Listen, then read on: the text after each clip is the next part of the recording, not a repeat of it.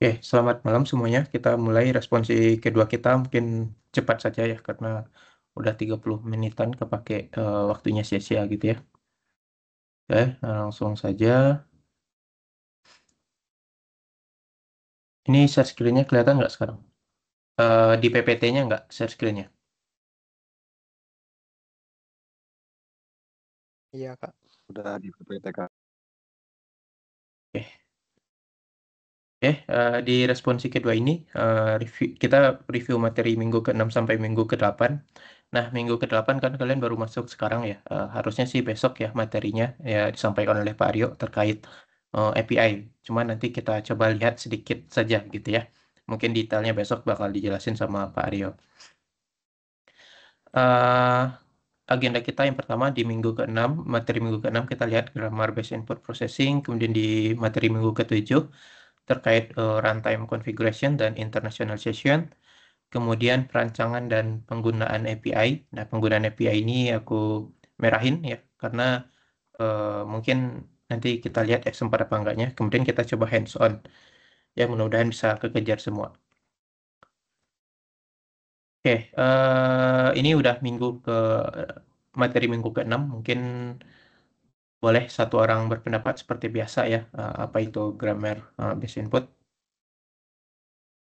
materinya tentang mempelajari apa gitu.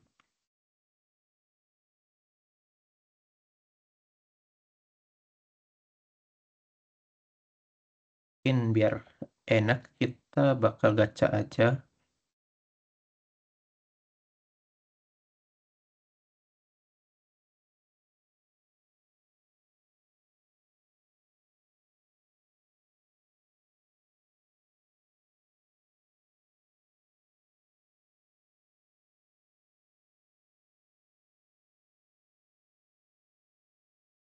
Udah ada deh.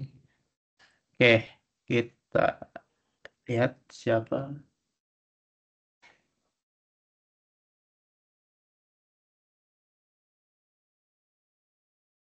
Fauzul Akbar hadir nggak? Ada, Kak, ada, Kak. Ini udah materi minggu ke-6. Nah, apa yang kalian pelajari di materi grammar based input processing? Apa ya? Kemarin kurang merhatiin banget sih, Kak. Jadi kayak kurang paham banget gitu. Kurang pahamnya gimana? Maksudnya secara umum aja ini tuh mempelajari apa gitu terkait grammar based input itu. Nggak terlalu, aku nggak nyuruh jelasin teori apa itu grammar based input, tapi kayak Hmm. di perkuliahan apa yang dipelajari gitu. Minggu 6 itu masih online apa offline sih, Kak? Sebenarnya saya juga lupa sebenarnya. Minggu 6 tuh online ya, kalau harusnya sih online. Nah, itu masalah. Kalau online saya kagak merhatiin banget untuk ini. Untuk apa namanya? Kayak penjelasannya. Oke, ya udahlah, kita coba spin lagi ya.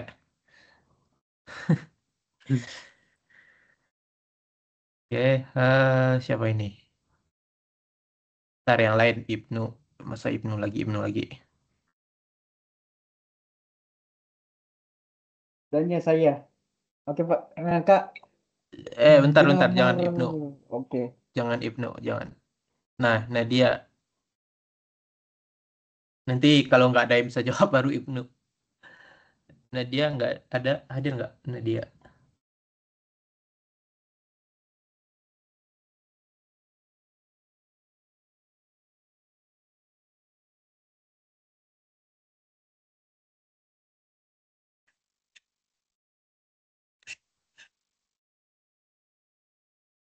Nadia nggak hadir ya, coba tandain dulu. Ini aja, nanti aja deh, ya udahlah nggak apa-apa lah. Spin lagi.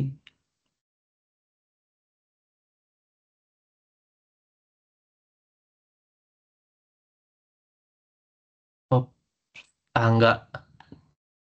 Angga hadir,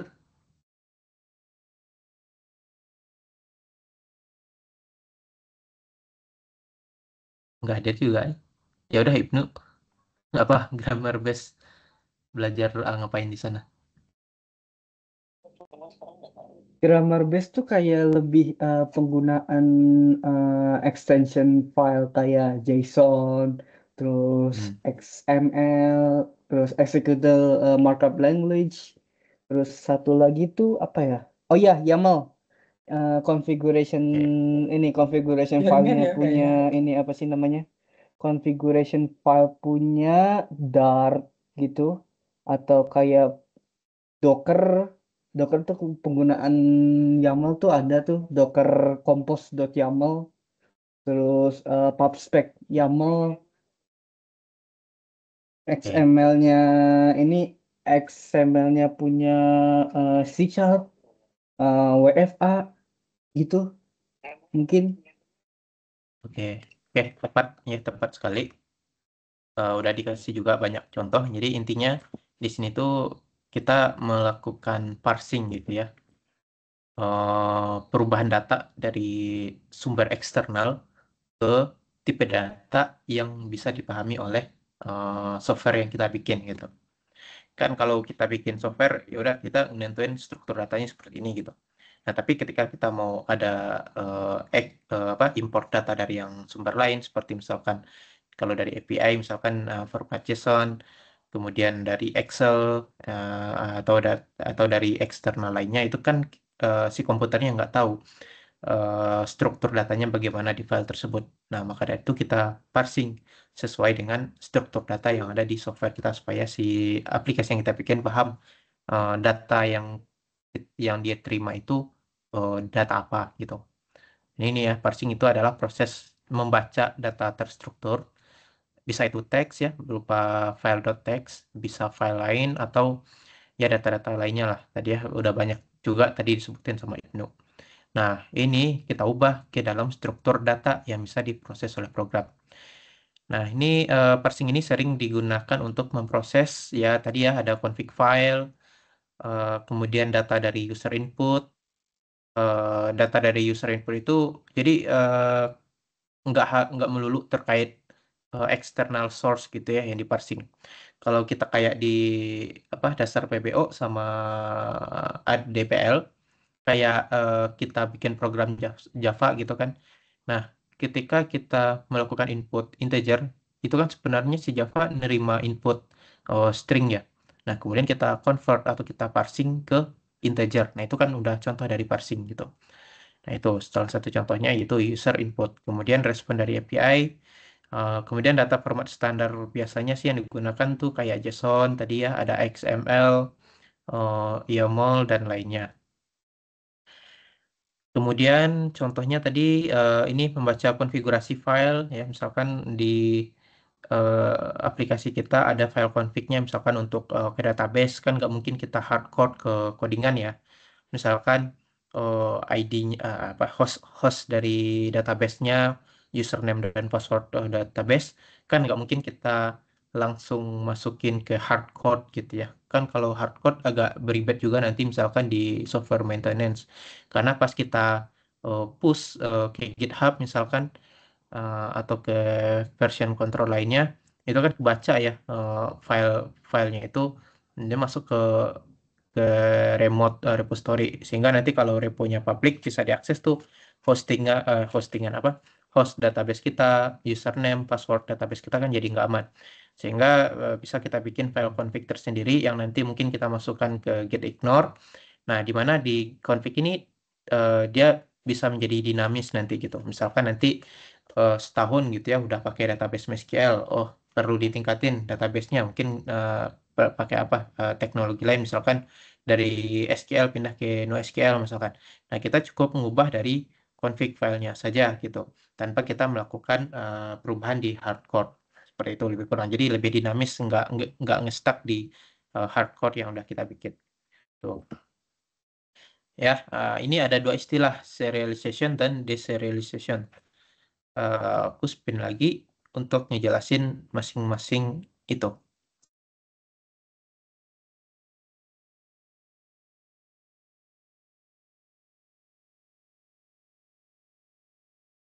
Ahmad Maulana, Ahmad Maulana tidak hadir ya. Tidak hadir. Tandain dulu deh yang nggak hadir nih. Kak, boleh saya aja yang jelasin. Siapa? Indra Yuda, Kak. Indra. Boleh. Apa? Udah muncul. Deserialization dan serialization.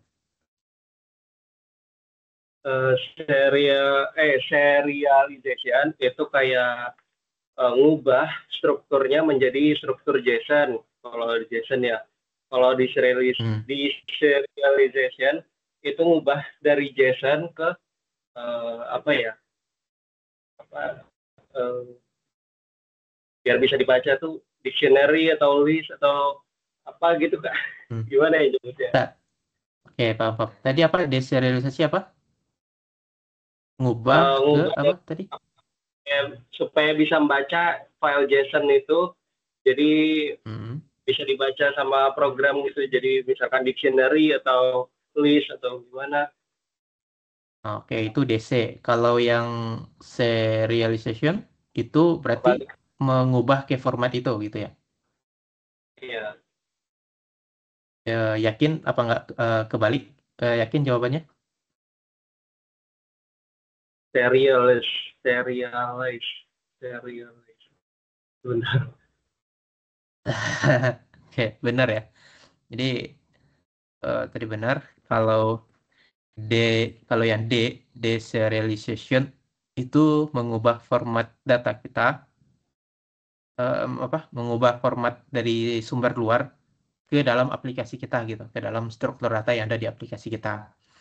Sedangkan kalau serialisasi itu mengubah data yang ada di internal kita menjadi format luarnya gitu, format eksternalnya. Simpelnya tuh serialization itu kita menulis filenya gitu, menulis isi file eksternalnya. Sedangkan kalau deserialization kita membaca isi file eksternal ke dalam software kita. Seperti itu. Bentar. Oke. Masih ingat kepanjangan JSON? Apa? JavaScript object notation. Oke. JavaScript Object Notation. Apa itu JSON?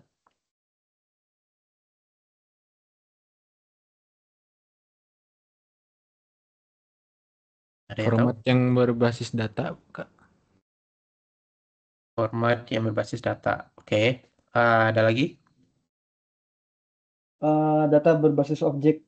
Biasanya itu dipakai buat response API atau enggak ini get data, terus visualisasi data NoSQL punyanya Mongoose gitu bisa tuh. JSON tuh biasanya dipakai di situ. Oke. Ya, jadi secara pemahaman ya gitulah ya. Tapi kalau secara teori ya mungkin ada bahasa bahasa tersendirinya gitu ya untuk menjelasin apa itu JSON. Pokoknya JSON tuh ya gunanya itu ya, dia itu sebuah format gitu ya, sebuah format untuk kita melakukan pertukaran data gitu ya. Ya, di sini dia bilang ringan dan juga mudah dibaca. Eh, Kemudian ini ya dibangun menggunakan pasangan key value. Jadi JSON itu dia mudah ya dibaca oleh kita sebagai manusia maupun mesin. Kalau kalian lihat contohnya ini, ya mudah dibaca gitu ya. Ya udah di JSON ini, oh namanya ini, umurnya segini, mahasiswa, oh dia mahasiswa apa enggak? Kalau true, oh ya dia seorang mahasiswa. Kalau enggak, ya enggak gitu. Hobinya apa? Oh, lengkap nih, berupa array. Alamatnya apa? Nah, dipisah nih kota per depos gitu ya. Jadi kita enak membacanya, si komputer pun enak ngebacanya gitu. Karena dia berupa key value, key-nya apa, value-nya apa gitu. Nah itu review sedikit terkait JSON gitu. Oke. Selanjutnya runtime configuration dan internationalization. Nah ini aku spin lagi 2 orang untuk ngejelasin masing-masing.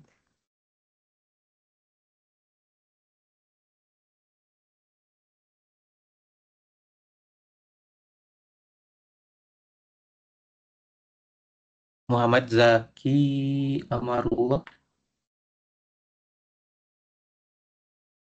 Ya Kak, Muhammad Zaki udah pernah ngejawab pertanyaan saya belum ya sebelum-sebelumnya? yang mana? Ya waktu responsif pertama udah pernah belum? Di pertemuan-pertemuan pengganti kelas juga udah pernah belum ya? Minggu kemarin udah. Oke, kalau udah kita skip. Kita mau yang belum pernah ngejawab.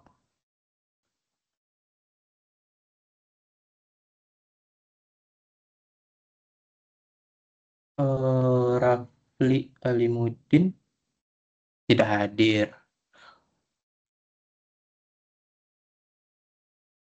Ini habis waktu karena spin doang ini.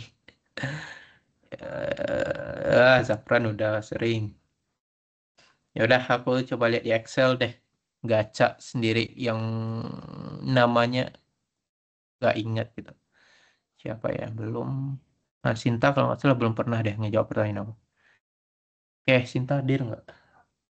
Ya, hadir. Sinta Aulia malah keluar.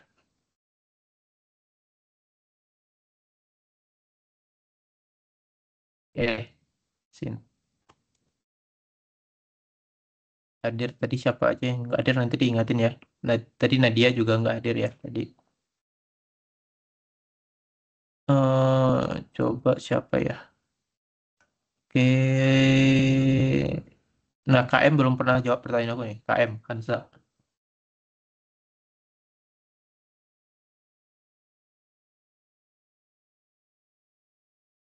Halo, halo, Kansa. Kansa. Iya, Kak. Oke. Pertanyaannya simpel, apa yang kamu pelajari di kelas terkait runtime configuration?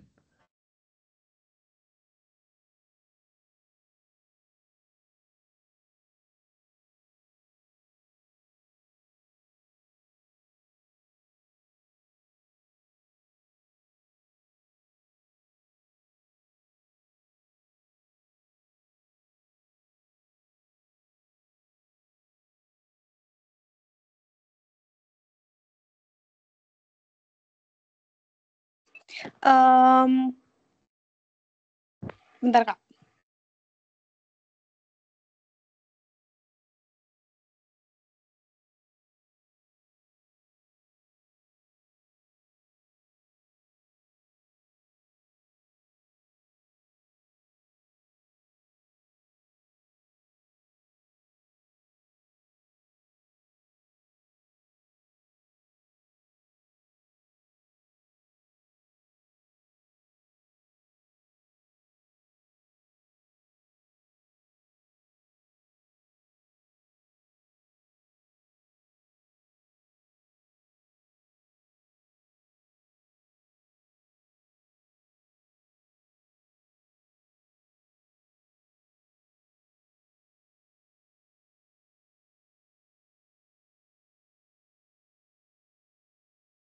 Ya, apa itu yang dipelajari nggak usah definisi dari runtime configuration itu apa, tapi pas materi runtime configuration ngapain gitu di kelas, belajar ngapain gitu.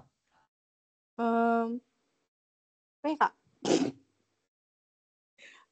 Gimana? Mungkin mengubah atau pengaturan dari file eksternal atau cara mengubah file tanpa mengubah hardcore. Gak tahu, Kak, sumpah. Oke. Ya, masuk akal tadi jawabannya. Jadi yang seperti udah dibahas juga tadi ya sebelumnya, bahwa kalau kita hardcode di codingan tuh kan jadi statis ya dia itu. Jadi gimana caranya di perubahan berikutnya itu kita tanpa mengubah codingan hardcode gitu. Nggak usah ngubah secara hardcode, tapi ada file lain di mana file lain itu dia ngefek ke pengaturan atau setting atau konfigurasi dari aplikasi kita. Nah, itulah runtime. Nah, jadi runtime itu saat aplikasi kita udah running gitu. Nah, ini kalau apa pengertian ala-alanya gitu ya. Jadi compile time binding itu sebuah nilai atau value atau sebuah aturan yang ditentukan saat programnya mau di-compile.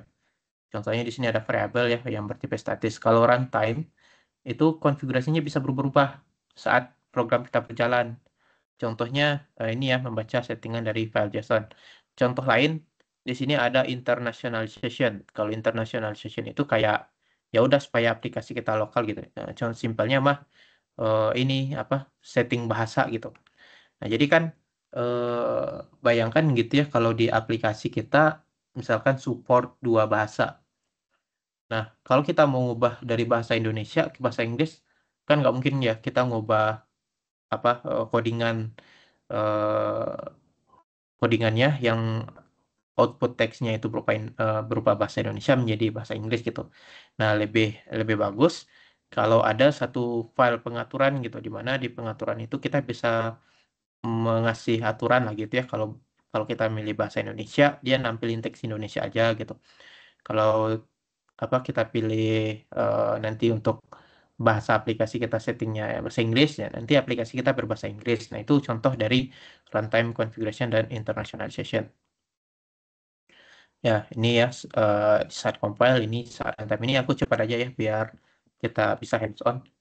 Nah, ini internationalization tadi ya membuat aplikasi kita mendukung banyak bahasa ya tanpa melakukan perubahan besar dalam kode. Keuntungannya apa? Ini bisa aplikasi kita bisa dipakai secara luas lagi gitu ya. Jadi tidak hanya di satu daerah. Kemudian meningkatkan pengalaman pengguna secara global. Oke, ini satu lagi pertanyaan terkait API ya. Kalian belum masuk ke materi juga API, tapi nggak apa-apa. Boleh satu orang ngejelasin, aku tunjuk lagi aja. Siapa ya yang belum pernah tuh? Aryo Seto belum deh, kalau nggak salah. Aryo Seto hadir nggak? Yo Mas, hadir Mas. Oke, ya walaupun belum dibahas ya di kelas, tapi kira-kira API itu apa gitu? Eh, Kalau yang penjelasan waktu dalam pelajaran saya kurang tahu ya, tapi setahu saya itu ini sih Mas, kalau misalnya kita request apa namanya, misalkan kita request data gitu, itu kan biasanya lewat API ya. Jadi nggak langsung gitu antara apa namanya, kaitannya antara frontend sama backend kan, mintanya lewat API kan biasanya kan. Hmm, Itu paling yang saya tahu. Oke, Oke, thank you. Jadi biasanya dibuat kayak Jadi, apa namanya, misalnya frontend, hmm, eh data-datanya tuh ngesendnya ke backend tuh lewat API gitu, yang disediain sama backendnya. oke, sip. Mantap. Oke, terima kasih Aryo. Bener ya, tadi ada tuh istilah front end, back end gitu. Kenapa aplikasi kita kenapa biasanya orang ngebangun arsitektur si software itu ada front end, ada back end-nya gitu. Ada yang mau ngasih pendapat kenapa dipisah front end dan back end? Maksudnya kenapa kita membuat sebuah API gitu? Kenapa nggak langsung aja dari front end menembak ke data source kita atau ke database kita? Ada yang mau ngasih pendapat? Ini bagi yang tahu aja sih kalau mau nge-share pendapatnya. Apakah ulangi? Oke, Ibnu lagi ya. Jadi kenapa kita membuat sebuah API gitu? Kenapa nggak langsung aja dari satu base code gitu? Maksudnya satu satu kode, ya udah dia langsung connect ke database tanpa perantara API. Kenapa? Nggak bisa. Tapi kenapa kita? Nggak bisa Kenapa? Kak, soalnya kalau semisalkan langsung di-inject ke ini, semisalkan kita punya aplikasi nih, front Hmm. end, kita tuh nggak bisa langsung inject ke ini ya, nanti takutnya tuh overload. Kalau semisalkan overload, dia efisiensinya, tingkat efisiensinya nggak bakal bagus. Oke, ini udah ngomongin terkait non-functional requirement-nya ya. Tapi ada benarnya juga. Tapi kan tadi Ibnu bilang nggak bisa. Bisa aja kok kayak Laravel Bisa gitu kan aja, dia udah. cuman dia Nah, nggak bakal sebagus itu. Soalnya kan oke. kalau semisalkan front end nih ngehandle CRUD, kan Ya, front end ini dia lebih tepatnya buat tampilan UX, UI, gimana interpretasi interface dengan user, kan dia nggak serta-merta harus saya langsung aja gitu mengambil ininya, saya langsung aja gitu ngehandle datanya, kan hmm, aneh aja gitu loh.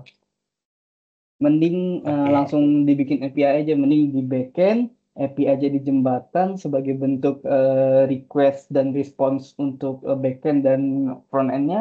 Ya udah, Hah? itu saling terhubung satu sama lain. Tuh. Oke, oke, terima kasih Ibnu. Cukup detail ya penjelasannya. Ini udah terkait non-functional requirement ya. Oke, efisiensinya. Tapi ada satu alasan lagi kenapa kita butuh API ya. Nah, itu belum belum ada nih yang jawab gitu. Tadi ada tuh keyword jembatan, menjembatani. Kira-kira apa nih alasannya? Salah satu alasan lagi bisa dibilang alasan utama gitu ya. Kenapa kita membuat API kita daripada kita langsung nembak ke database? Ada yang tahu nggak? Selain Ibnu ya, Ibnu tadi udah jawab, kita blacklist dulu. Oke, siapa nih yang hadir? Eh, ini paling Mas, saya mungkin bisa bantu Ya, sharing. betul. Jadi tujuannya juga itu kan supaya kita tuh bisa sharing data ya. Jadi nggak muluk-muluk satu aplikasi langsung nembak ke database itu. Misal kayak sewaktu-waktu Oke. si aplikasi itu, anggaplah si backend itu kayak cuman mau nyedain data, terus kita ngebikin dua Hmm. aplikasi yang berbeda. Nah, masing-masing aplikasinya itu tidak harus dikembangkan masing-masing kayak yang si aplikasi A, terus dikembangin juga kode untuk langsung nembak ke database-nya si aplikasi B-nya juga gitu enggak, tapi langsung terhubung saja ke satu API yang sama si API yang untuk nyambung ke backend atau database-nya itu. Oke. Ada lagi tambahan? Mas Zafran? Paling ini saya nggak tahu ya, apakah mungkin security ngaruh juga ya. Contoh kalau misalkan kayak Hmm. aplikasinya langsung anggaplah front end langsung berurusan dengan query SQL ke database ya. Itu kan sangat rentan ya seperti SQL injection dan teman-temannya. Nah, sedangkan kalau Ya. misalkan cuman akses ke lewat API, tentu akses ke database-nya terbatas. Nah. Oke, sip. Mantap jawaban. Oke, ya itu Yang salah bisa satu juga sih jawaban Jap, yang aku yang tunggu. bisa juga sih Jap itu tentang security itu. Soalnya apa ya? Kalau semisal kan langsung datanya kan pasti di ininya di inspect-nya itu pasti ada API-nya. No, pasti di situ bisa diinjek. Nah, kalau semisal kan bisa diinjek misalkan SQL query atau dicomot datanya, diambil UID-nya, terus di hash kan kan nggak ada yang tahu. Kalau misalkan security juga bakal ini sih jadi head salah satu head buat ini authorization-nya begitu loh. Masuk ke Oke. kagak Jap? Gimana, Zafran? Jawaban dari I- temannya tuh, Ibnu. Keren Mas, keren keren. Oke. Ada lagi yang mau berpendapat? Nah, gini dong. Bagus, aktif. Kalau cukup ngasih pendapatnya, tadi benar ya pendapat dua temannya tuh. Bagus banget tadi alasannya. Yang pertama terkait efisiensi.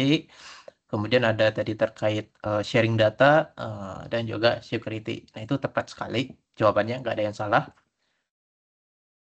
Jadi API itu kita lihat dulu kepanjangannya itu ada Application Programming Interface ya. Nah, ini interface. Nah, ini interface keywordnya. Nah, ini ya sekumpulan aturan yang memungkinkan satu aplikasi itu berkomunikasi dengan aplikasi lainnya. Nah, ini kok ada pointer ya?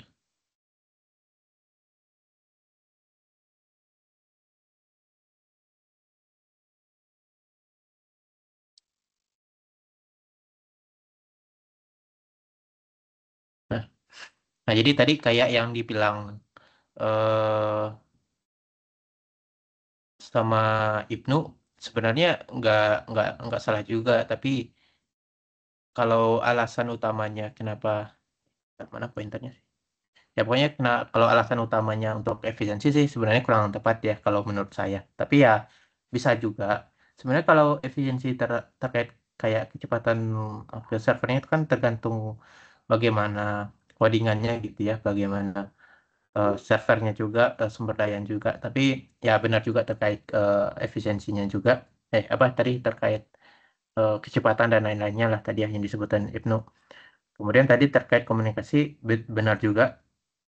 Simpelnya sih kayak ini, kita punya data, tapi kita ada beberapa aplikasi. Contohnya di Telio ada aplikasi Sirama, Igracias, Metelio. Anggaplah tiga aplikasi itu dulu. Nah, daripada di masing-masing aplikasi itu ada tiga aplikasi itu, Igracias, Metelio, Sirama. kan dia sama-sama nampilin data, ada data mahasiswa kita ya, data kitanya, kemudian data nilai dan lain-lain gitu kan. Mungkin yang utamanya kayak data profil kita lah.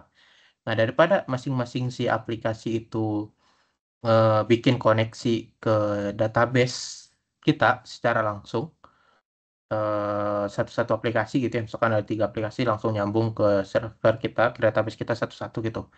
Nah, ketika ada perubahan query misalkan query untuk mengambil data mahasiswa gitu ya, misalkan di database-nya ada perubahan struktur kode, struktur datanya lah di database-nya gitu.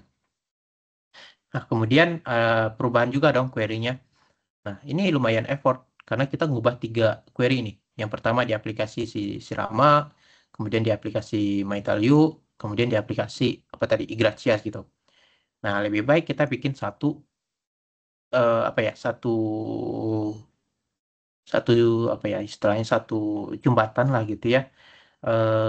Di mana kita cukup mengubah satu query aja di aplikasi di apa di di aplikasinya gitu. Jadi kita nggak perlu ngubah query di aplikasi Sirama, ngubah query di Igracias, ngubah query di MyTalU. Cukup di satu API aja, mereka udah dapat 3 data berdasarkan query terbaru gitu. Nah, itu salah satunya. Kemudian tadi keamanan juga masuk ya. Karena kalau kalau apa dari langsung dari front end gitu ya ada query-nya langsung itu kan tadi ada kemungkinan SQL injection. Nah, kalau dari API kita cukup memantapkan gitu ya keamanan dari si API-nya saja. Kita nggak perlu memikirkan keamanan dari data flow di Igracias, data flow di MyTalU, data flow di Srama. Kita cukup fokuskan kuatkan security-nya di API. Di API itu kan dia cuman kayak nerima apa request-nya gitu ya, ada request body, ada metodenya. Metodenya ada banyak ya, ada get, post, put, delete, apa ya, fetch gitu ya, apa ya, lupa. Nah itu, jadi kita nggak perlu ngubah menentukan security dari masing-masing aplikasi, cukup di API-nya aja, udah diamanin di API-nya, kita batasin request-nya sehingga di front itu nggak bisa ngasal nyomot data langsung di database kita gitu. Jadi ini lebih aman juga. Bayangkan kalau Igracias tuh kena hack gitu. Dia nge-hack masuk ke database kita, buyar dong 2 aplikasi lainnya, MyTalU sama Sirama. Jadi kena gangguan juga. Nah, tapi kalau si front end-nya Igracias yang kena hack misalkan, tapi API-nya aman, ya udah 2 aplikasi yang lainnya ini aman. Paling si Igracias yang front end-nya aja gitu yang bermasalah gitu. Nah, lebih kurang itulah API. Nanti besok lah ya bisa kalian diskusi lebih lanjut sama Pak Aryo terkait materinya. Besok ya kalian kelasnya. Terus ada namanya Swagger. Nah, ketika kita bikin API khususnya di C# di Visual Studio, pokoknya berbasis C# yang .NET, ASP.NET gitu, dia otomatis bikin dokumentasi API-nya menggunakan Swagger namanya. Ini ya, tools untuk mendeskripsikan atau menghasilkan, mendokumentasikan, dan menguji API secara interaktif. Jadi daripada kita kan kalau API itu dia formatnya tuh kayak ini request-nya, ini URL-nya, udah gitu aja gitu ya. Pakai kalau nggak ada GUI-nya kita pakai curl gitu ya, CURL gitu. Nah itu kan susah dibaca. Kemudian kalau kayak kita mau ngasih tahu ke front end, ini loh API yang udah ready, ini loh API yang udah diperbaiki. Kita butuh sebuah dokumentasi supaya si front end pun bisa baca API apa aja gitu. API ini fungsinya untuk apa aja gitu. Request body-nya bagaimana. Nanti format output yang diberikan API ini seperti apa gitu. Nah, itu kita butuh dokumentasi.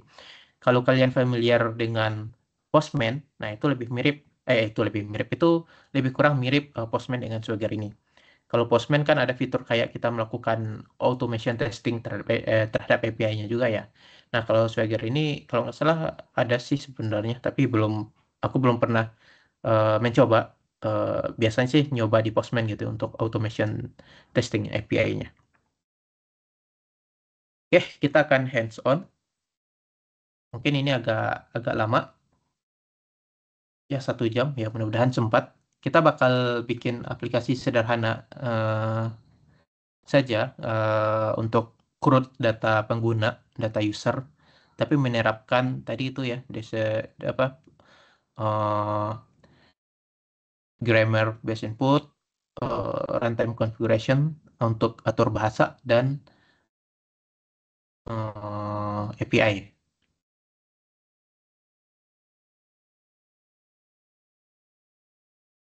Oke, ini mungkin ada perbedaan sedikit gitu ya, cara membuat project atau cara mengimport dan lain-lain terhadap projectnya. Tapi ini di JetBrains lebih kurang hampir-hampir mirip lah ya dengan Visual Studio. Ini yang muncul di share screen apa ya? VS Code atau JetBrains atau PPT? JetBrains, Kak. JetBrains. Oke, sip. Di sini bikin project dulu ya. Oh iya, ini masih web. Kita pilih yang konsol aja. Kita CLI dulu.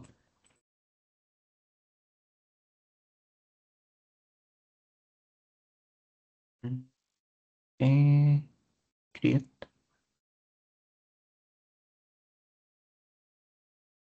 Nah, ketika kalian udah bikin sebuah project, Visual Studio ya mirip seperti ini juga lah ya. Ada seperti ini juga tampilan awalnya.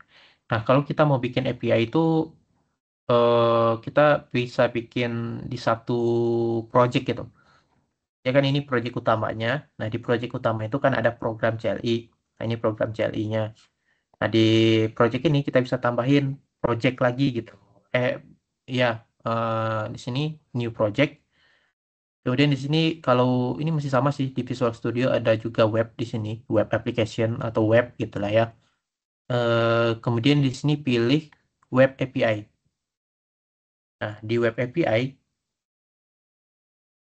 nah mainlah nama API-nya apa, misalkan API dulu lah. API gitu, apa ya, API dah gitu aja. Kemudian di sini pastikan dia milih web API, bahasanya C#, kemudian diklik create. Nah, dia bikin dua aplikasi di satu project ini, di satu project dot apa sih ekstensinya SL apa ya? Kalau di Visual Studio itu SLN ya kalau nggak salah. Nah, itulah. Nah, jadi di satu project SLN itu dia ada dua project turunannya. Ada CLI ada Command Application, ada API Web API project gitu. Jadi di satu project dia ada dua sub project. Nanti begitu juga kalau kalian GUI, nanti nambahin projectnya di sini ada GUI gitu ya. Kalau library nanti bikin projectnya di sini juga. Untuk unit testing nanti bikin projectnya untuk testing juga di sini gitu. Jadi di satu .sln itu ada lebih kurang 5 project isinya nanti untuk tugas kalian lah gitu. Oke, nah kita mulai dulu atur dulu format foldernya di sini.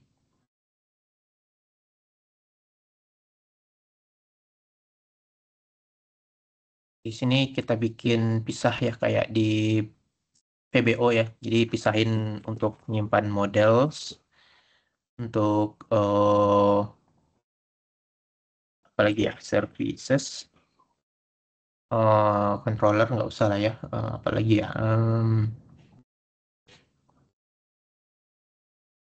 Nah ini aja sih paling. Terus di sini apa ya? Apa dulu ya pertama ya? Kita bikin dulu dah kelas usernya. Nah di sini berarti di model kita bikin sebuah kelas untuk nampung struktur data dari si user.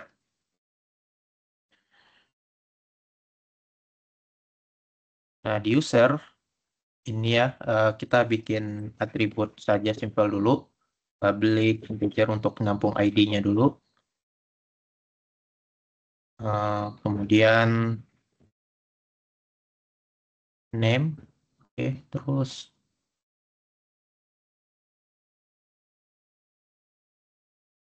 apa ya? Email misalkan.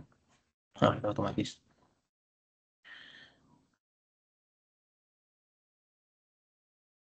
Oke, ini terus di save.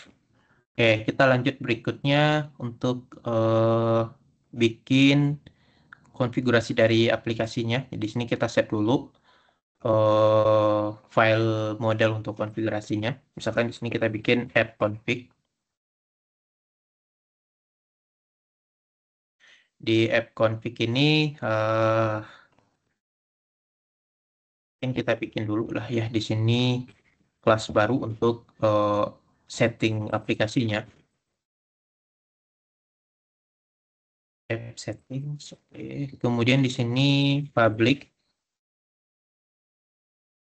Di sini app. Ini sebenarnya nanti untuk config API-nya sih. Kita bikin aja di sini app base URL, getter setter. Di app config-nya di sini berarti kita ngambil objek dari si app setting-nya. App setting, getter setter, terus public. Nah, di sini untuk localization-nya atau untuk kita ngatur bahasanya nanti. Mungkin nampung pakai dictionary aja cukup. Tipe-nya itu string, kemudian mungkin nanti dia ada objek lagi, bisa kita bikin lagi di dictionary di dalamnya. Nampung string.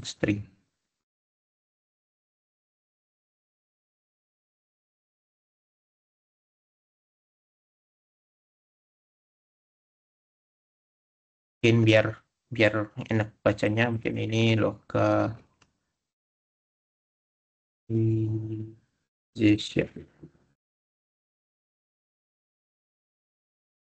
Oke, jadi di app settingnya ini untuk API-nya nanti.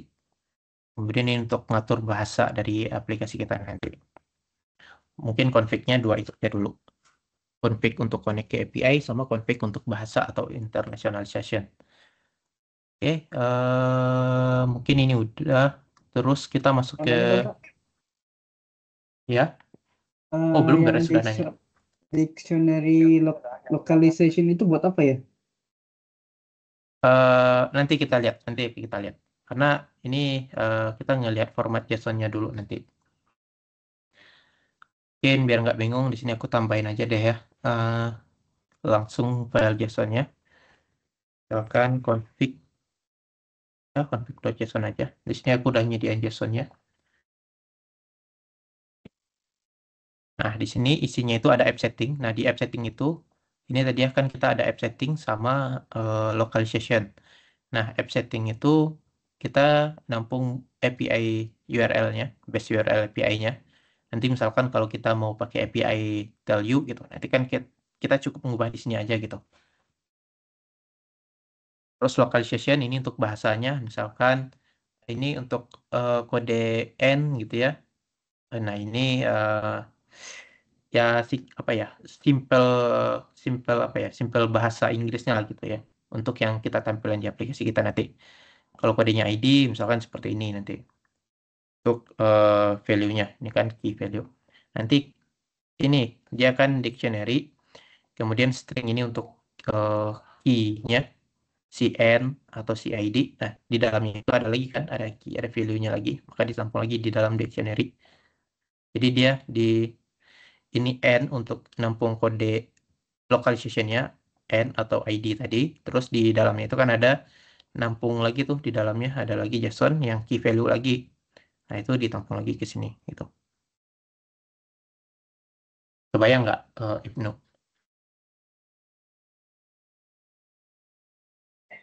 Ulangi Kak. Rada ini sedikit tadi. Di JSON ini kita kan punya 2 atribut. Ada app settings sama localization. Oke. Nah, di sini kan kita bikin di modelnya kan kita bikin ada app setting, ada localization. Kalau app setting dia ngambil dari kelas app setting, ya dia berupa string aja kan ya untuk ngambil base URL-nya karena dia juga cuma satu ini kan. Nah, di localization kenapa ada dictionary, kemudian di dalamnya ada dictionary lagi? Karena di localization dia itu ada key induknya atau kode bahasanya. Di sini kan ada kode untuk bahasa Inggris, ada kode untuk bahasa Indonesia. Nah, itu disimpan di parameter yang ini. Nah, kemudian di parameter yang kedua ada dictionary lagi, ada string, ada key value-nya gitu kan. Nah, key value-nya itu untuk ini, ada grading, kemudian value-nya apa, view all, bahasa Inggrisnya apa. Nah, ini untuk bahasa Indonesianya seperti itu. Jadi untuk nampung atribut dari masing-masing bahasanya gitu. Paham nggak? Kebayang nggak?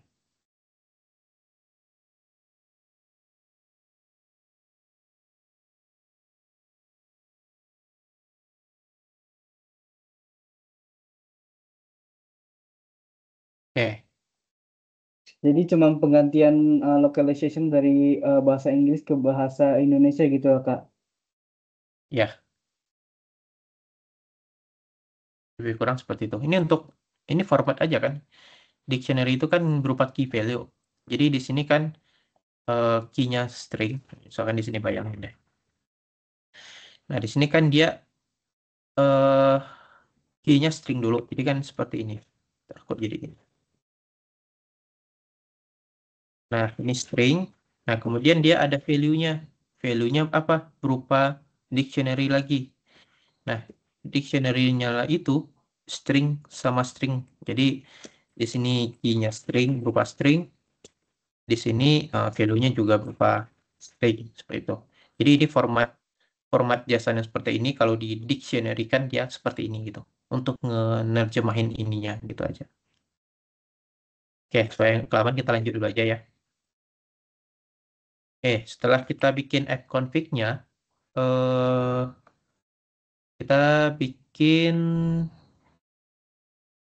apa dulu ya?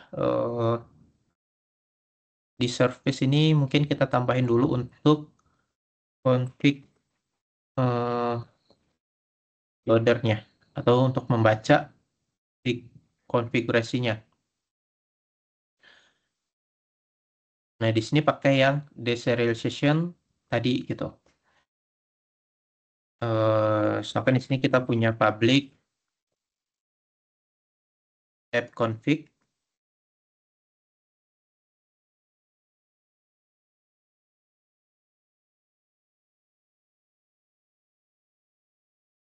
yang diambil dari model yang udah kita bikin. Nah, di sini tuh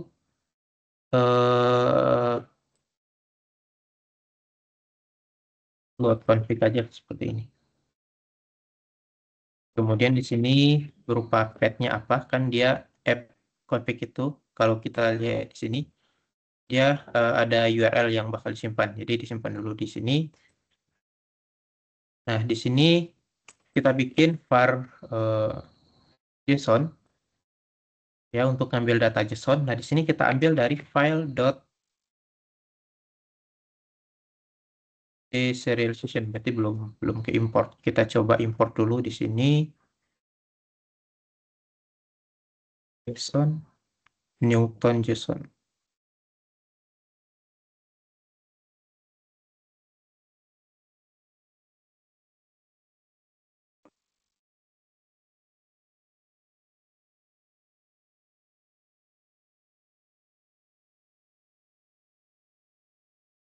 So,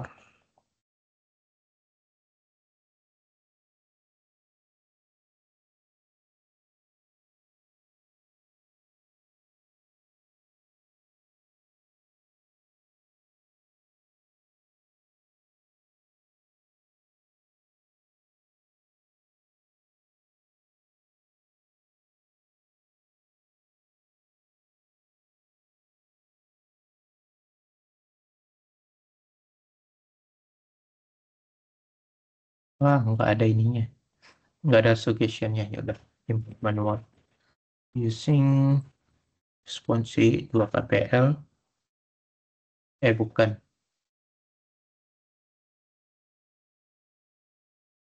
Nah, itu. Newtonsoft.json. Nah, di sini berarti dia file dot. Ini kita coba read dulu si JSON-nya. Read all text path. Nah, di sini nanti apa parameter buat nampung si URL si file JSON-nya atau lokasi si JSON-nya. Nah, setelah itu kita return ini kita convert, dia pakai deserialization object, kemudian si app config-nya, tipenya apa ini file JSON-nya. Nah, setelah itu kita bikin untuk si ngambil bahasanya gitu, setting bahasanya. Kalau ini kan kita nge-load config si untuk API-nya, nah ini untuk si bahasanya. Kan di sini get localization.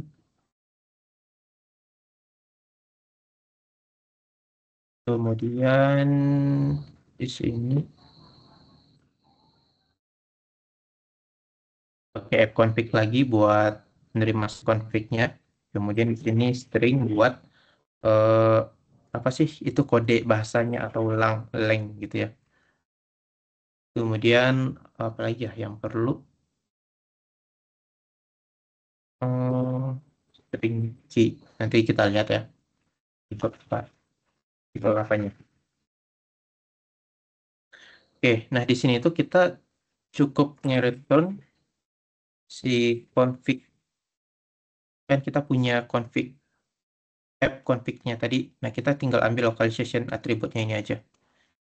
Di sini dot localization. Kemudian length sama key. Paham nggak maksudnya? Jadi di sini kan file JSON seperti ini. Kita lihat ke file JSON aja. Nah, kita ngambil yang localization tadi, kita ambil atribut length-nya. Jadi misalkan di sini length-nya itu yang diinputkan misalkan n, eng gitu ya, eng atau n ya. N, misalkan n. Nah, kemudian key-nya misalkan buat ngambil bahasa exit. Nah, seperti ini. Nah, jadi kita bakal ngambil nilai dari atribut localization ini, di mana kita mau ngambil atribut yang key-nya itu n. Berarti kita ngambil yang ini. Oke, setelah diambil, kita ngambil yang key exit. Jadi di sini diambil yang exit. Nah, jadi bahasa Inggris exit ya exit. Kalau ID, berarti exit itu adalah yang keluar ini nanti diambil gitu. Lebih kurang seperti itu. Oke, ini sudah. Kemudian kita bikin programnya dulu tampilannya biar kebayang ya. Di sini aku udah nyediain template supaya nggak lama juga.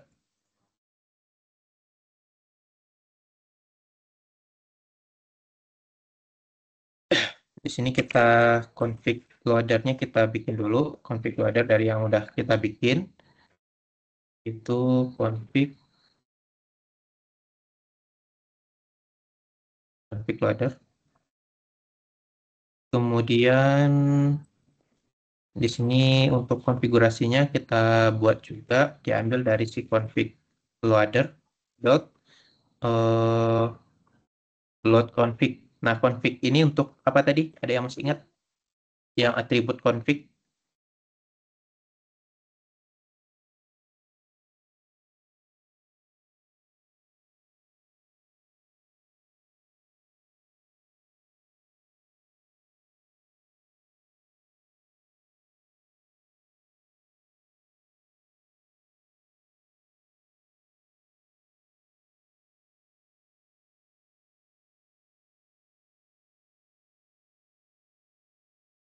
Ada ingat kah? Nah, ini ya, load config. Kita nerima path ya. Path-nya itu adalah URL untuk kita membaca file JSON untuk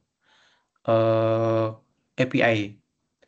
Nah, ada di sini untuk membaca file JSON-nya, sorry, untuk membaca file JSON-nya. File JSON-nya itu kan di sini ya config.json. Nah, kalau teman-teman langsung bikin config.json seperti ini, dia nggak error, tapi dia itu ngebaca kalau kita struktur foldernya kan seperti ini ya. Dia ngebaca bukan yang di config JSON ini, tapi dia bakal masuk ke bin debug.net.8.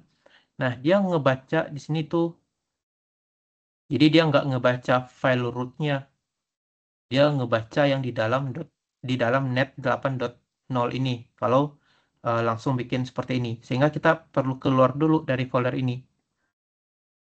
Ada 3 kali keluar folder dari net ini, 1, 2, 3. Nah, jadi di sini kita slash 3 kali seperti ini. Ini untuk membaca file JSON-nya. Jadi yang dibaca nanti config.json ini. Nah, kemudian kita set default dari bahasa aplikasi kita. Misalkan ID dulu. Biar biar biar kebayang gitu ya.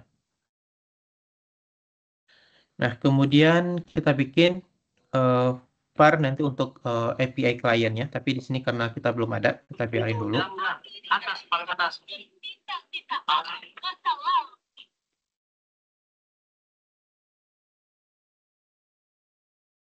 Oke, di sini aku udah nyediain main programnya supaya nggak terlalu lama juga.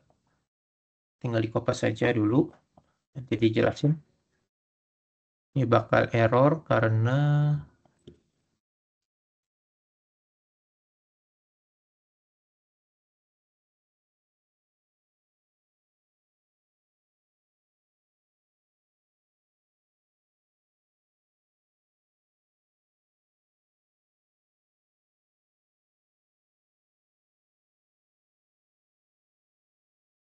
ini kita ubah aja di sini biar sama namanya. Save. Oke, API client kita belum ada, biarin dulu error. Class user harusnya di sini user ID-nya kecil. Kemudian di sini name, email.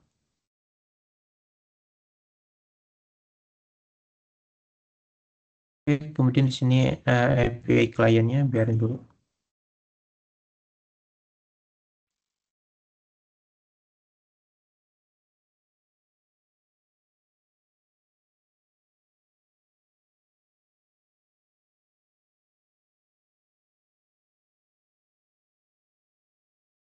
Ini sesuaikan dengan model yang udah kita bikin.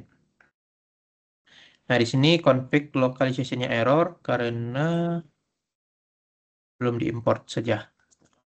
Nah, jadi lebih kurang seperti ini tampilannya. Jadi nanti ada muncul menu, pilih untuk menampilkan semua data, nambah data, update usernya, delete user, kemudian ganti bahasa, kemudian exit programnya. Nah, di sini kita masih error, masih merah yang API client. Di sini kita bikin dulu di service-nya, berarti di sini kelas baru API client. Oh, ini kecil aja API client.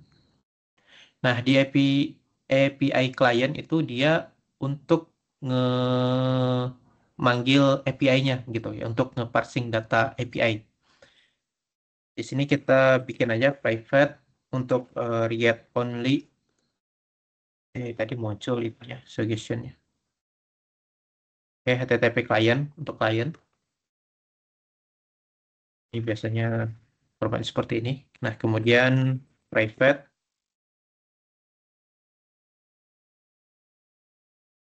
read only untuk base URL API-nya. Nah, kemudian kita bikin sebuah construction untuk API kliennya yang bakal nerima base URL-nya. Ini.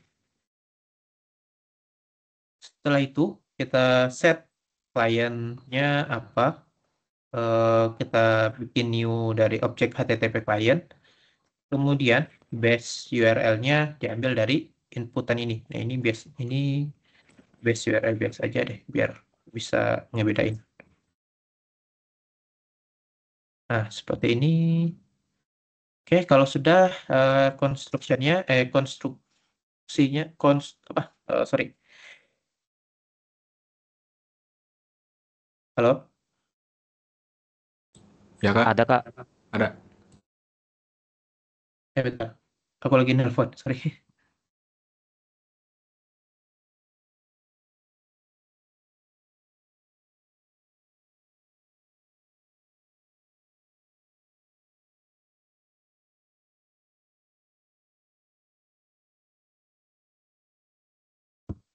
Tadi ada pesan dadakan. Telepon dadakan. Oke, kita lanjutkan. Setelah kita bikin ininya, berarti selanjutnya kita bikin untuk metode untuk nge-get data API gitu. Jadi nanti kita bakal ada 4 metode untuk nge-get API, nge-create atau ngirim data ke API untuk tambah data, kemudian untuk update data sama delete data. Jadi nanti kita pecah-pecah ke masing-masing metode yang berbeda. Nah, di sini public asing, dia pakai asynchronous kalau HTTP client ini.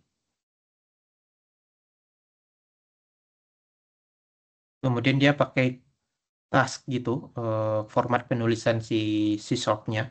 Nah, kemudian di sini tipe datanya di dalam task itu apa? Misalkan di sini berupa list. Nah, listnya itu misalkan tipenya apa? Misalkan kan kita cuma punya user. Nanti kalau kalian udah banyak, mungkin di sini bisa kalian ganti dengan T supaya nanti bisa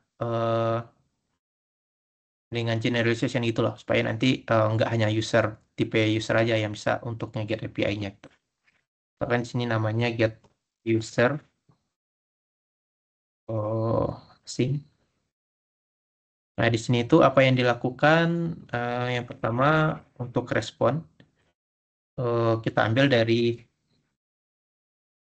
client.get apa ya? Ini client.get string asing ya, kalau nggak salah. Kita coba aja get string asing. Di sini kita masukin base URL-nya, kemudian slash API-nya.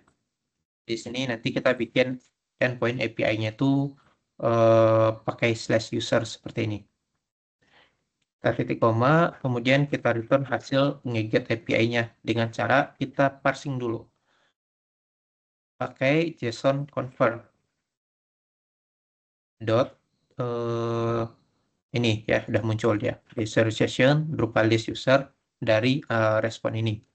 Nah, satu dulu aja ini. Supaya tapi nggak apa-apa deh, kita lanjut aja. Sekarang untuk metode mengirim data atau untuk membuat data user. Jadi di sini public async task user, di sini create user async.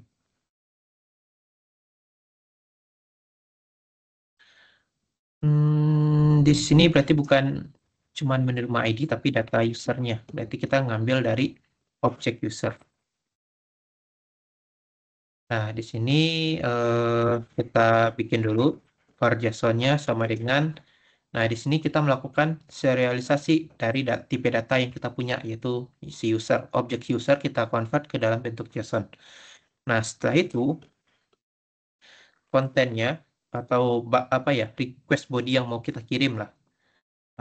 Di sini bisa kita bikin reg gitu ya, atau apa gitu ya. Misalkan di sini request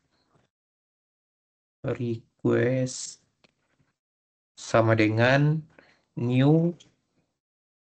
Di sini tuh dia formatnya pakai string content. Nah, di sini apa datanya? Misalkan di sini kan data JSON-nya kita udah punya.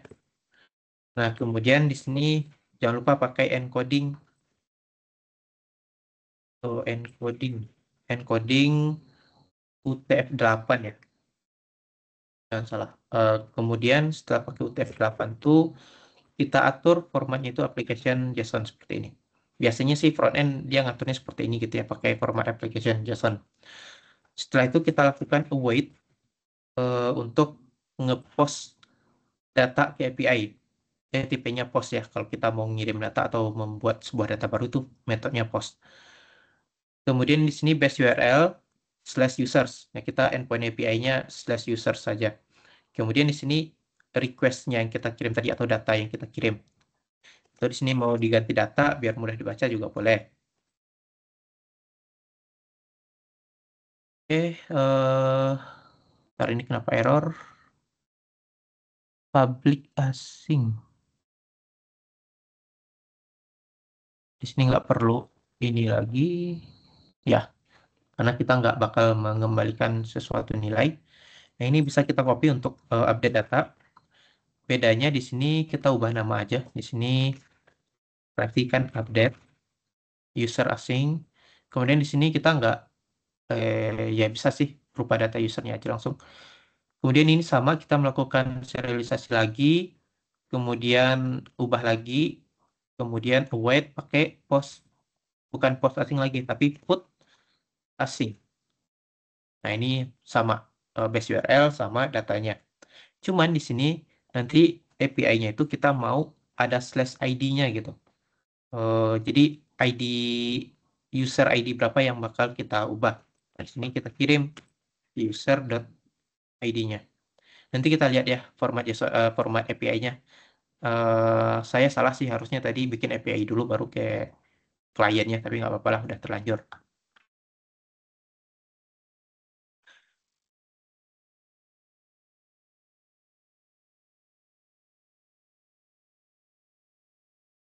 Oke, selanjutnya yang terakhir itu untuk delete. Untuk delete cukup sederhana sih, ini bisa dikopas saja biar cepat. Oke, asing, terus di sini delete user asing. Di sini kita bukan ngirim user lagi, tapi cukup ID-nya aja, ID si usernya aja. Nah, di sini await, nah udah dikasih tuh, client delete asing, kemudian base URL, users, ID. Kita save. Nah, lebih kurang udah aman sih harusnya di sini kalau kita API ininya belum. Kita bikin dulu di sini var API client. Diambil dari API client yang punya tadi.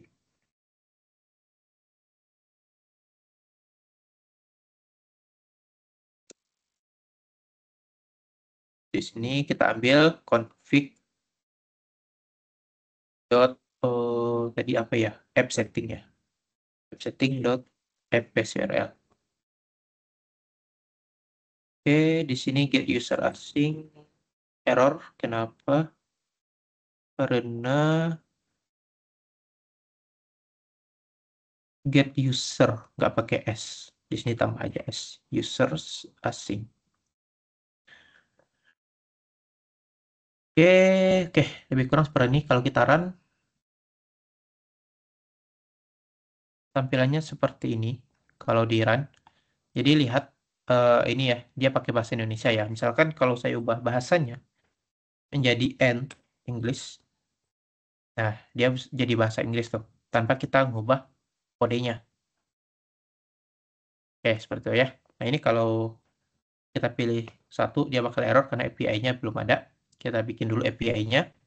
Nah di project API, di sini aku nggak bakal pisah-pisah kodenya, langsung di satu file aja biar cepat.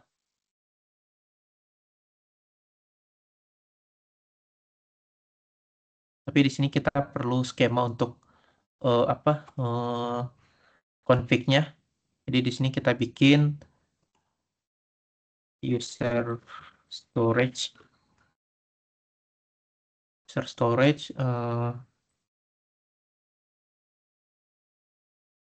ini static aja biar langsung bisa dipanggil. Kemudian read only berupa string untuk file apa namanya, file path-nya gitu lah.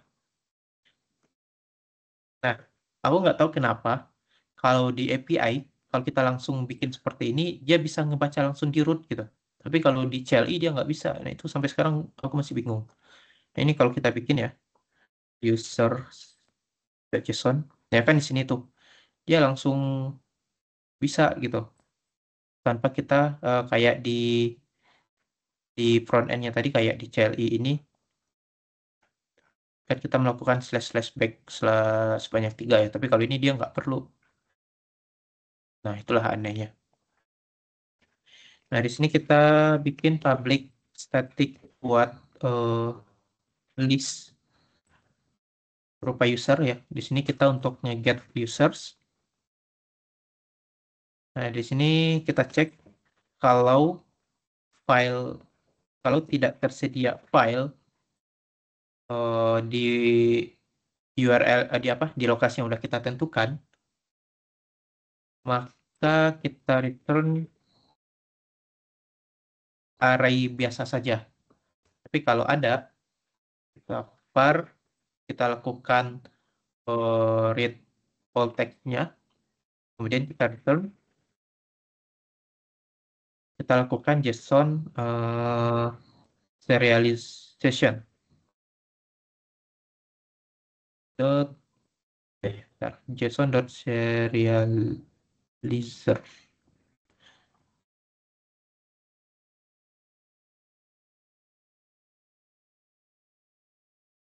Ya, itu dot.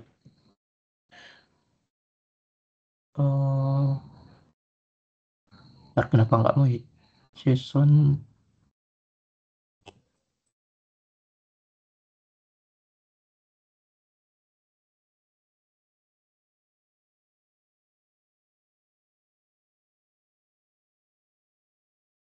bukan pakai yang new store, sorry.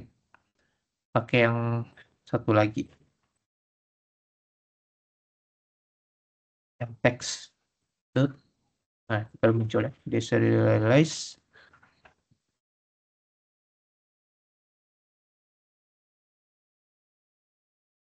Berupa list dari user JSON. Nah, di sini kita cek kalau dia ada, tapi kalau enggak, kita return list kosong saja, seperti ini.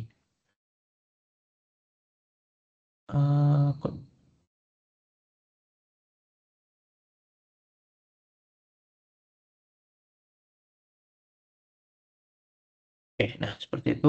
Kemudian satu lagi yaitu public static void untuk ini kan ngebaca file JSON-nya. Sekarang kita bikin mekanisme untuk nulis atau ngubah data di JSON-nya. Itu pakai set users, namanya bebas, tapi di sini karena suggestion dari ADA-nya bikin gini, ya udah kita ikutin aja. Nah, di sini udah otomatis var JSON serialize serialize ini users, betul. Nah, di sini kita perlu ini ya, biar ngebaca JSON-nya itu aman, biar nulis JSON-nya itu aman. Ini nggak usah kalian pikirin lah sintaksnya, karena itu udah bawaannya.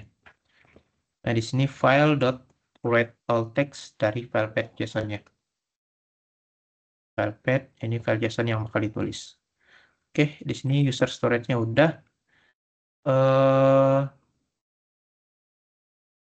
Data JSON-nya udah, users.json berupa array kosong. Nah, sekarang di sini untuk API-nya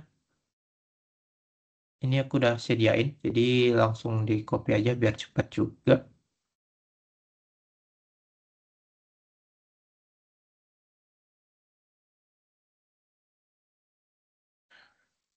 Ini kalau di run ya, API-nya sebenarnya running. Ya, ini di sini kalau kita run API yang HTTP,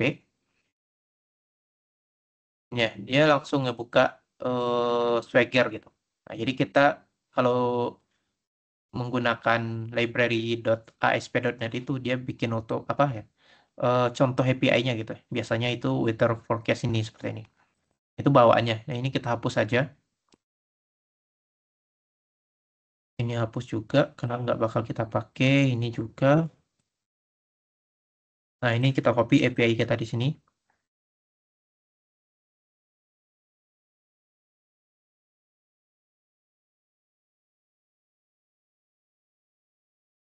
User storage.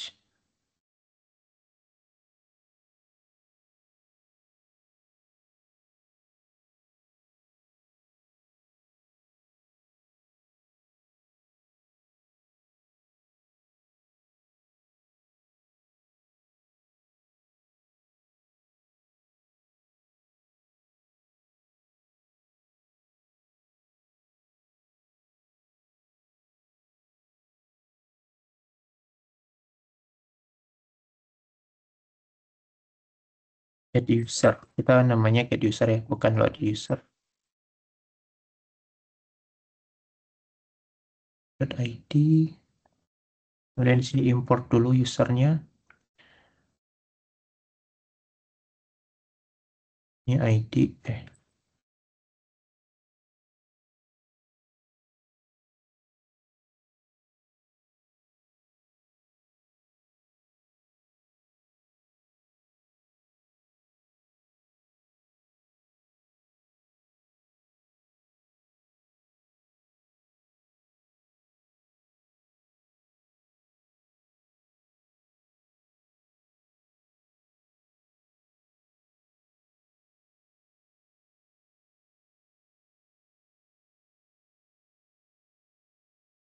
Oke, lebih kurang codingan belum, Neng. Bisa satu lagi. Oke, lebih kurang kode API-nya seperti ini. Jadi kita punya API untuk endpoint nge-get data user. Diambil dari JSON tadi ya, menggunakan skema user storage tadi.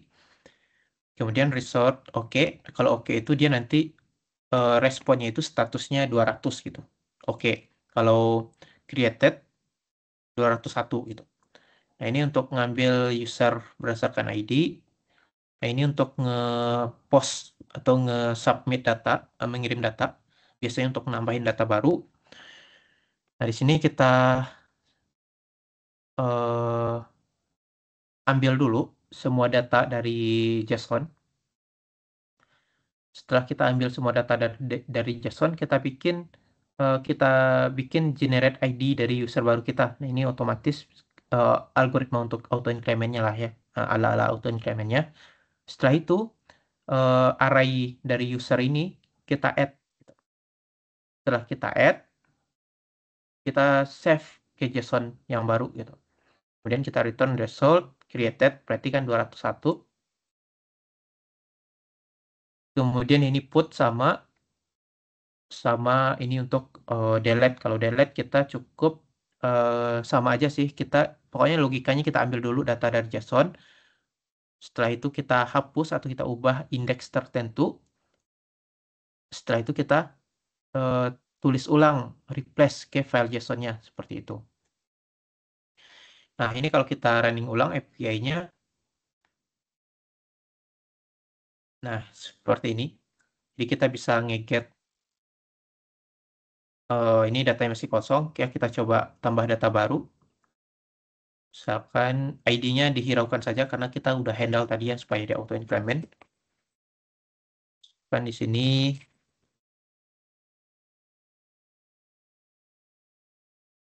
kemudian di execute. Nah, di sini dia statusnya 201 atau created ya, sukses. Nah, di sini kalau kita coba execute lagi untuk nge-get all data, nah dia di sini muncul. Nah, kalau kita lihat di file JSON di sini, nah data ini juga muncul. Jadi datanya sekarang udah dinamis gitu. Nah, API-nya udah jalan, kita coba running si CLI-nya juga.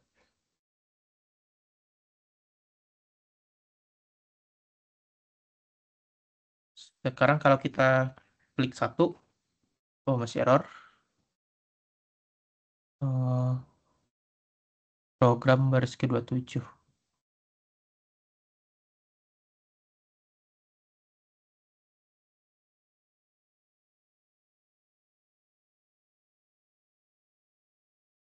Get user async. Di app config-nya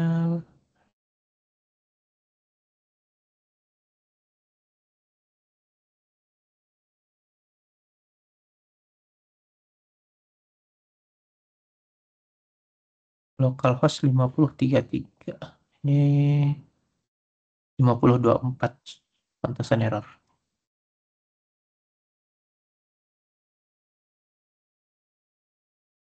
5024. Kok URL-nya ganti-ganti ya?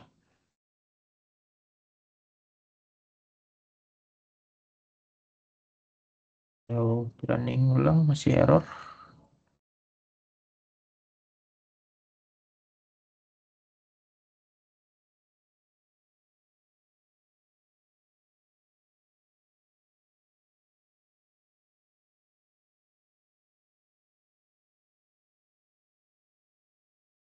5024 benar kok.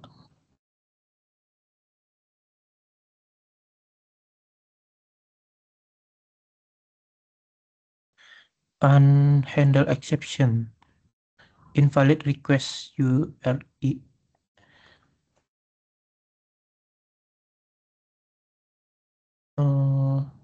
Bentar, baca dulu dari sini, berarti kan nge-get di sini.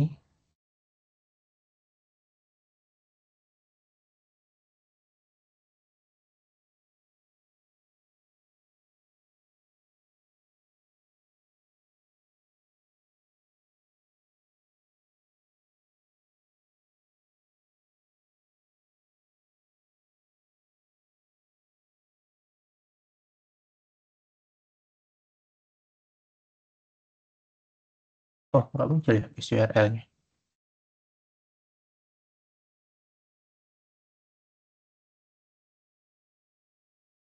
Config.json, link ID, API client. Apa ini ngaruh ya? Soalnya beda-beda, ini beda.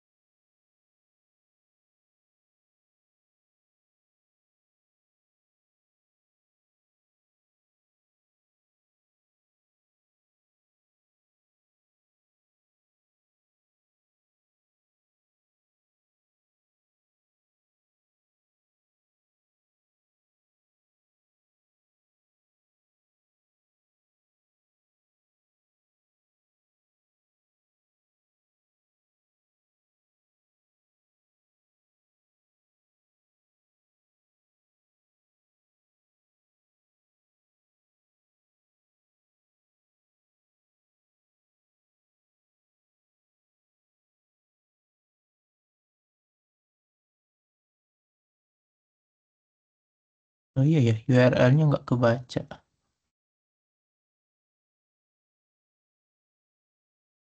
API based URL. Kita coba di config app-nya. Samain aja kah?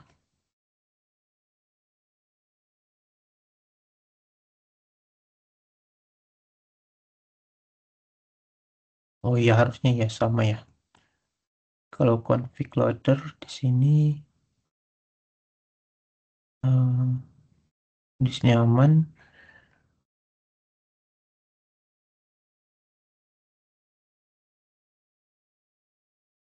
Oke, coba di running lagi. App setting, app base URL. Oke. Di mana? Di program.cs. Di sini ya. Harusnya udah.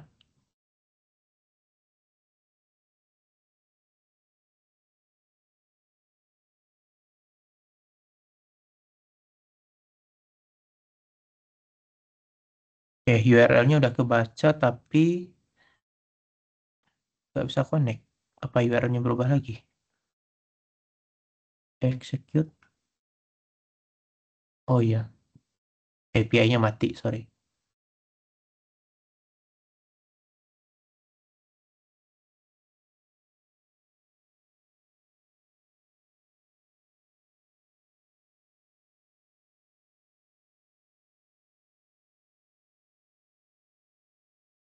Nah, datanya muncul gitu.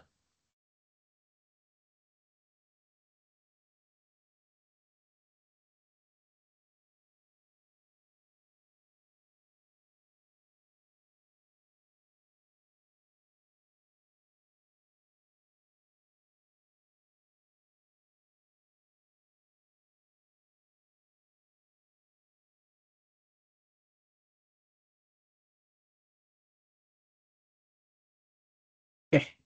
Nah, jadi di sini kalau ibaratnya kita hardcore di database gitu ya, kita ngubah data baru di database misalkan ID-nya 2.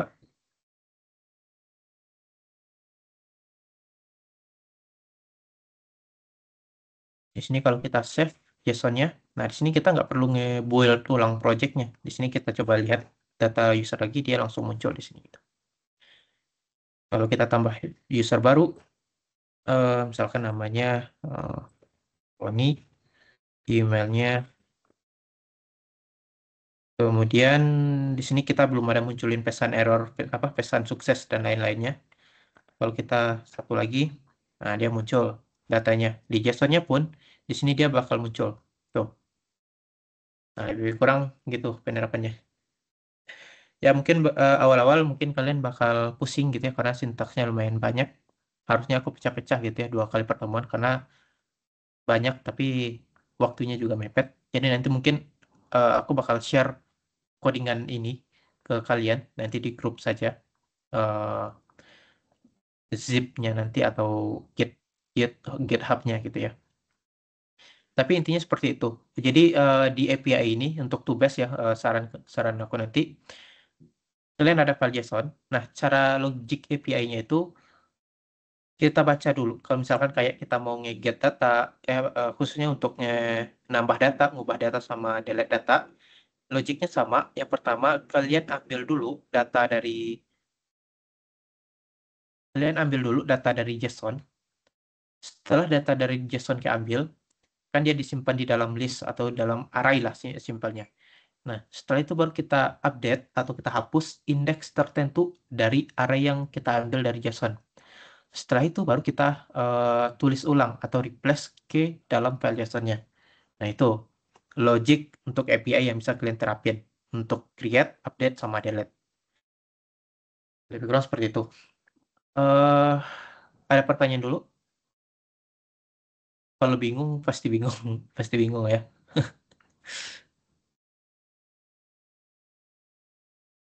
Ini kalau ini bisa ubah bahasa, kalau ubah ke bahasa Inggris.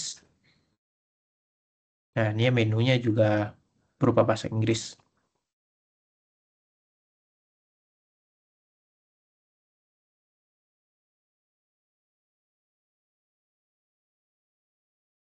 Seperti itu. Ada pertanyaan?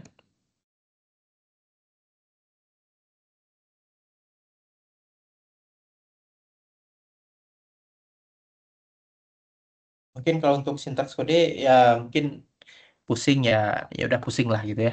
Pokoknya aku ngejelasin konsepnya seperti itu nanti untuk tugas kalian di tahap 1. Nanti bakal eh gimana ya? Soalnya kita ada ini ya, performance. Mungkin ini sebenarnya materinya simple.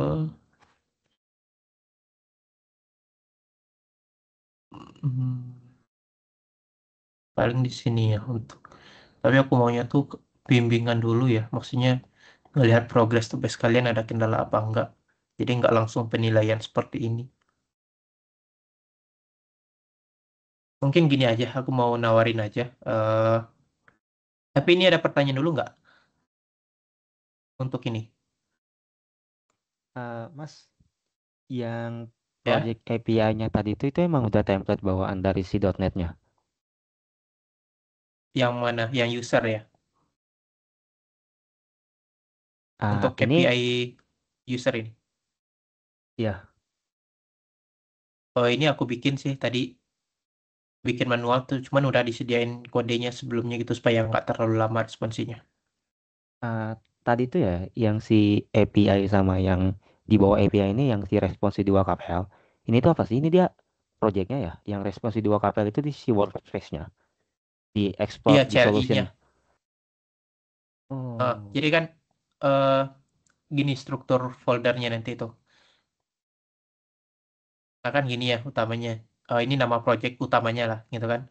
Nah, di dalamnya itu kan ada SLN-nya. Nah, ini nih nama kan kita bikin awal itu kan dia projectnya CLI ya yang command line konsol. application apa. Ya Ya, ya. console application.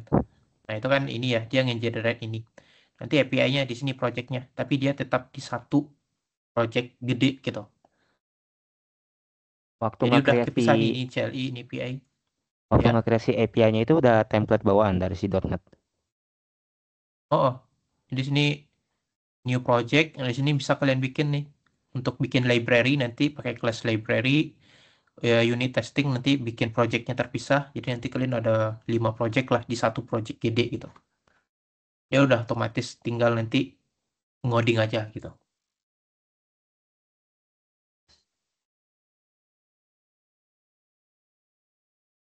Kebayang nggak? Kebayang Mas, kebayang. Ya, gitu. Jadi bakal banyak nih. Di sini ada untuk GUI-nya, ada untuk library. Nanti kalian disuruh bikin library juga. Satu lagi unit test. Nah, ini lebih kurang itu base kalian untuk tahap 1 sama tahap 2 secara keseluruhan seperti ini. Untuk tahap 1 cukup API sama CLI. Unit test deh kalau nggak salah juga. Library juga deh kalau nggak salah. GUI nanti baru terakhir gitu.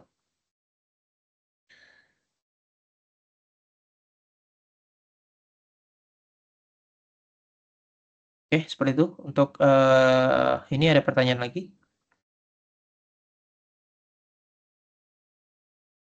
Kalau tidak, thank you. Ini aku izin ambil waktunya dikit gitu ya, agak molor dikit buat beberapa hal diskusi.